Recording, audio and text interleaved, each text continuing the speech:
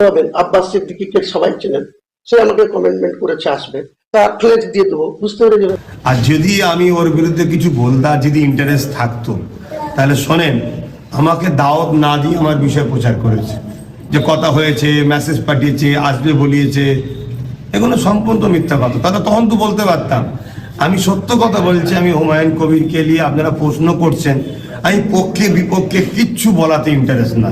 কেন, এতদিন সে টিএমসি করতো, তার আগে নাকি বিজেপি করেছে, এখন নাকি টিএমসি ছেড়ে চলে এসেছে। তা সে কেমন এসেছে না এসেছে তার বিষয়ে একটু দেখি, ভাবি, চিন্তা করি।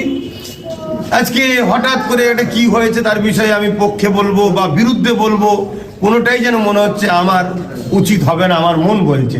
তাই আমি আবার বলছি, ওনার বিষয়ে প্রশ্ন না করাটাই আমার, এবং কিছু বলাটা বা প্রশ্ন না করাটা আমাকে মনে হয় ভালো লাগবে। আর ওনার বিষয়ে আমি কোনো কিছু বলাটাকে ইন্টারেস্ট মনে করছি না।